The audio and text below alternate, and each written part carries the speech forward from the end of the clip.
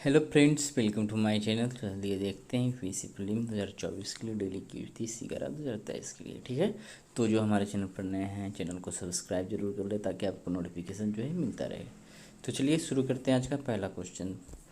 तो पहला क्वेश्चन है, ILO द्वारा हाल ही में जारी call for safer and healthier working environment report के संबंध में निम्नलिखित कथनों पर विचार कीजिए। तो यहाँ पे कितने कथन सही है ढूंढना है, ठीक है ना। तो यहाँ पे दो कथन है कि यह रिपोर्ट इस बात पर जोर देती है कि कार्य संबंधी दुर्घटनाओं और बीमारियों से होने वाली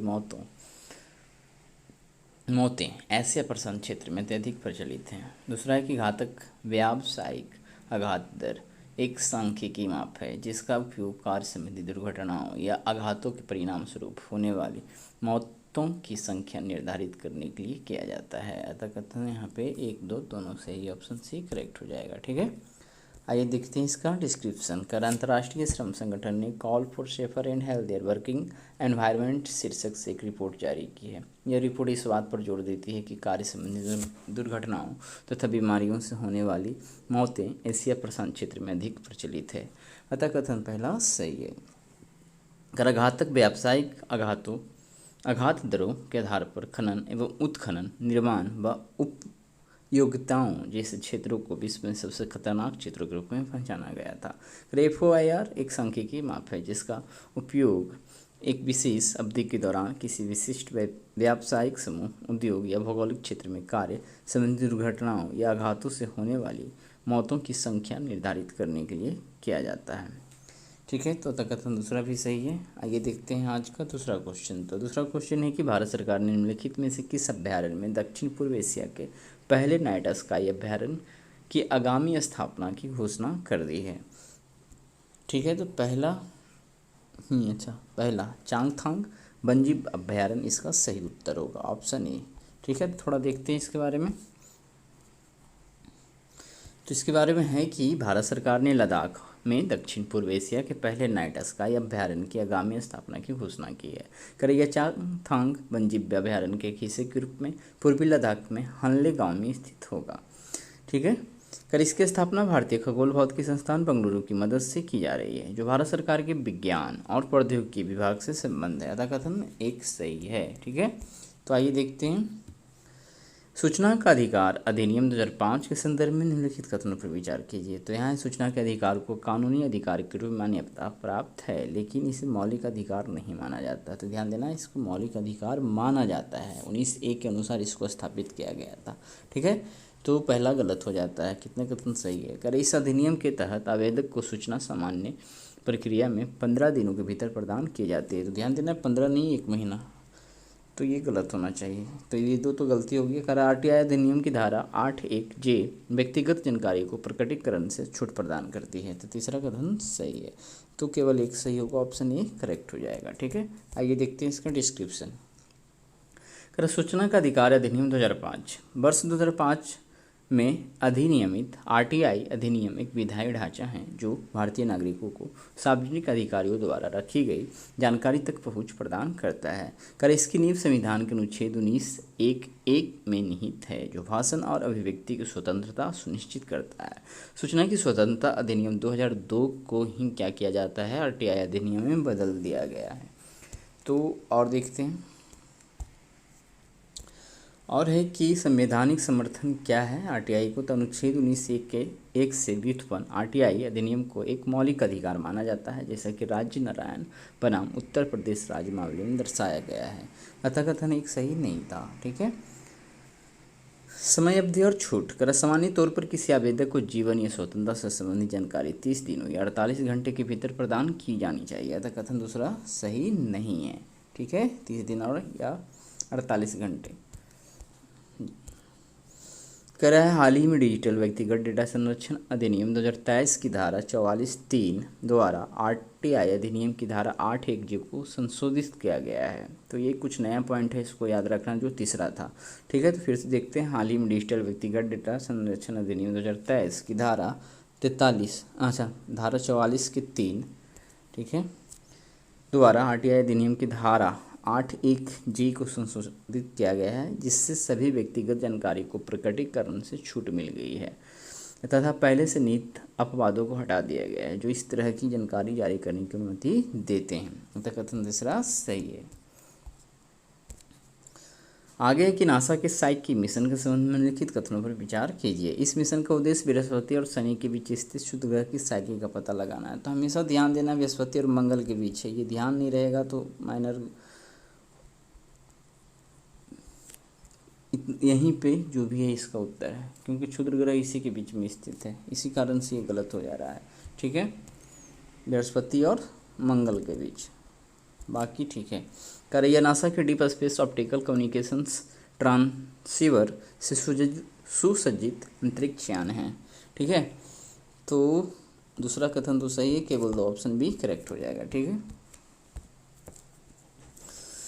नासा के साइकी मिशन का परिचय। साइकी मिशन का लक्ष्य मंगल तथा बृहस्पति ग्रह के बीच स्थित साइकी क्षुद्र ग्रह का अन्वेषण करना था। कथन पहला सही नहीं है। ठीक है,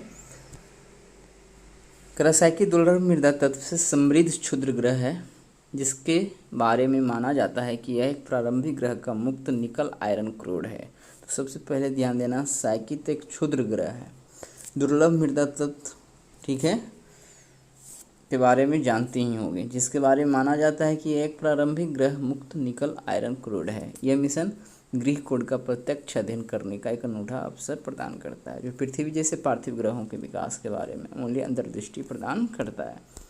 तो आगे देखते हैं अगला, साइकी नासा के डीप स्पेस ऑप्टिकल कम्युनिकेशंस।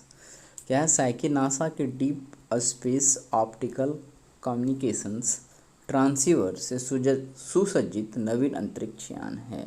कर है DSOC तकनीकी रेडियो तरंगों के बदले निकट अवरक्त प्रकाश फोटोन में डेटा को एनकोड करती है। कथन दूसरा सही है। चलिए आगे देखते हैं, फाइबर ऑप्टिक केबल्स के संबंध में निम्नलिखित कथनों पर विचार कीजिए। तो यहाँ ध्यान देना है, पहला कि पूर्ण आंतरिक परिवर्तन की घटना ऑप्टिकल फाइबर के भीतर प्रकाश के गमन का आधार बनती है। तो पहला तो ठीक है, कितने सही है ढूंढना है।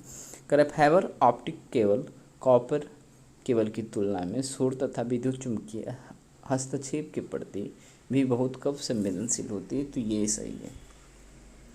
करे यह वास्तव में इतना कुशल है कि ज़्यादातर मामलों में लगभग 99.7% सिग्नल राउटर तक पहुंचाता है। तो सभी ऑप्शन यहाँ पे क्या है, सही है।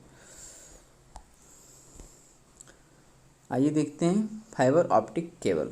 करा ऑप्टिक फाइबर कांच से बने पतले बेलनाकार तार होते हैं जिनका व्यास सामान्यतः मानव बाल के बराबर होता है। व्यास समझ रहे हैं, बाल के आकार के, बहुत पतला। करा है इन तंतुओं में पाठ, चित्र, ऑडियो, वीडियो, फोन कॉल और डिजिटलीकृत किए जा सकने वाले किसी भी डेटा सहित विभिन्न प्रकार की सूचनाओं को प्रकाश की गति के साथ अत्यधिक दूरी तक प्रसारित करने की उल्लेखनीय क्षमता है।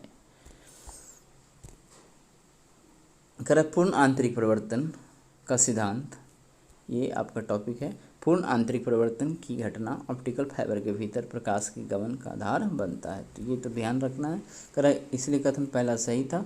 यदि प्रकाश एक विशिष्ट कोण पर उच्च अपवर्तनांक माध्यम जैसे कि कांच से निचले अपवर्तनांक माध्यम जैसे वायु तक गमन करता है तो यह माध्यम से बाहर नहीं निकल सकता। क्या करें? यदि प्रकाश का एक विशिष्ट कोण पर उच्च अपवर्तनांक माध्यम जैसे कि कांच से निचले अपवर्तनांक माध्यम वायु तक गमन करता है तो यह माध्यम से बाहर नहीं निकल सकता है। तो ध्यान देना है कि सघन माध्यम से विरल माध्यमिक प्रकाश को भेजा जा रहा है, लेकिन एक ऐसा एंगल चुना जाता है कि जिस एंगल पे वो प्रकाश जो है कांच में ही वो क्या होता है, परिवर्तित होते रहता है, वायु में बाहर नहीं आता है। तो तक अच्छा, लेकिन पूरी तरह से इसके भीतर परिवर्तित हो सकता है। इस घटना को पूर्ण आंतरिक परिवर्तन कहा जाता है। सिग्नल एनकोडिंग कर रहा है, सूचना को तेजी से चमकती प्रकाश स्पंदन पल्स के रूप में ऑप्टिकल सिग्नल में एनकोड किया जाता है जो आमतौर पर बाइनरी अंक 0 और 1 का प्रतिनिधित्व करते हैं। ठीक है, तो आगे देखते हैं,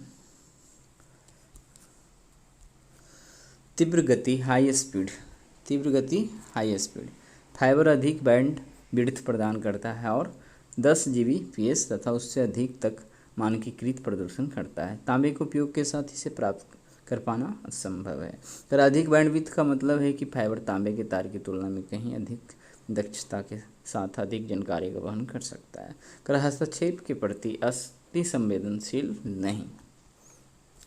fibre optic cable copper cable की तुलना में सूर्य तथा विद्युत की चुंबकीय हस्तक्षेप के प्रति भी बहुत कम संवेदनशील होती है। यह कथन दूसरा सही था। यह वास्तव में इतना कुशल है कि ज़्यादातर मामलों में लगभग 99.7% सिग्नल राउटर तक पहुंचाता है। अतः कथन तीसरा सही है। चलिए आगे देखते हैं आज का अगला क्वेश्चन। सिल्क क्यारा वड़कोट सुरंग के संबंध में निम्नलिखित कथनों पर विचार कीजिए। पहला है कि सिल्क क्यारा वड़कोट सुरंग केंद्र सरकार की महत्वाकांक्षी चारधाम ऑल वेदर रोड परियोजना का हिस्सा है। ड्रिल और ब्लास्ट मेथड ने चट्टान में ड्रिल करना तथा उसे तोड़ने के लिए विस्फोटकों का प्रयोग करना शामिल है। तो पहला तो ये सही है, दूसरा सही है।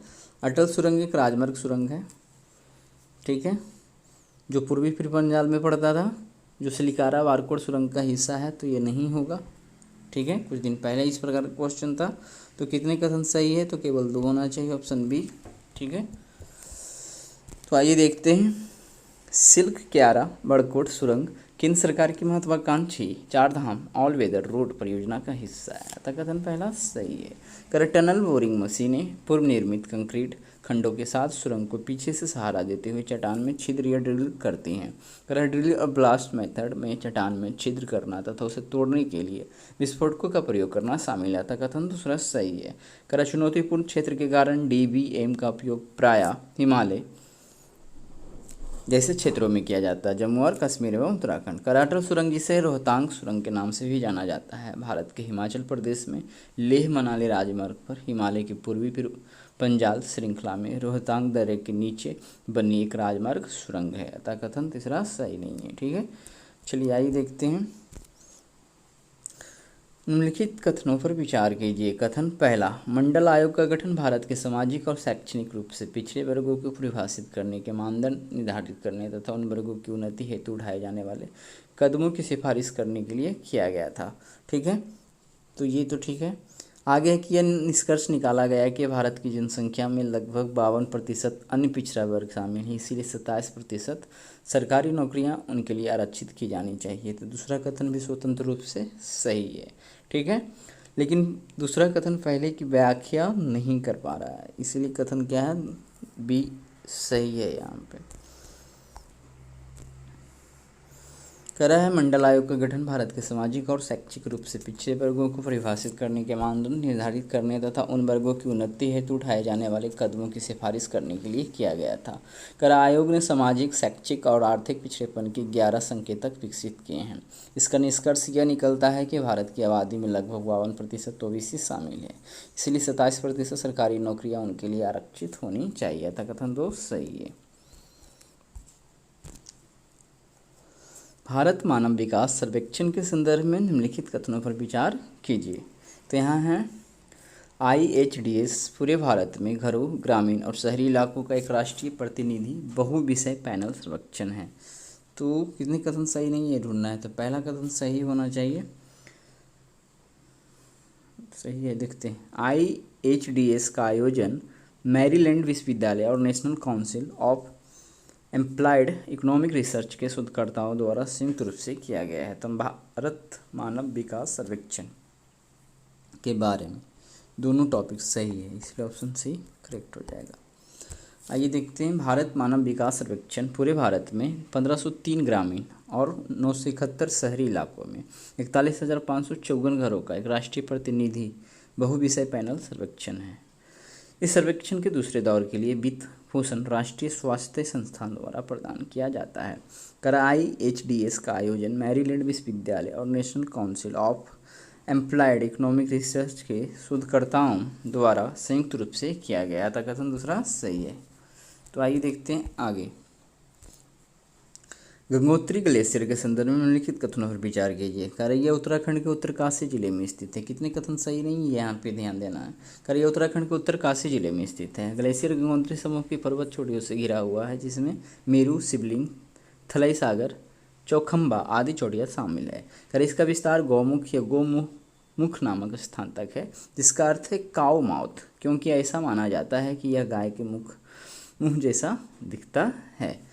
तो यहाँ पे तीनों कथन जो है सही है, लेकिन नहीं सही है चुनना, इसलिए ऑप्शन डी करेक्ट हो जाएगा। ठीक है ना।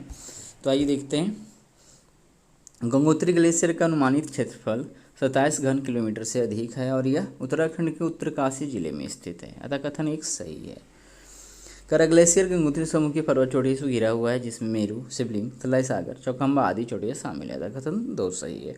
इसका विस्तार गौमुख यह गौमुख नामक स्थान तक है, जिसका अर्थ है काऊ माउथ, क्योंकि यह गाय के मुंह जैसा दिखता है, कथन तीसरा सही है।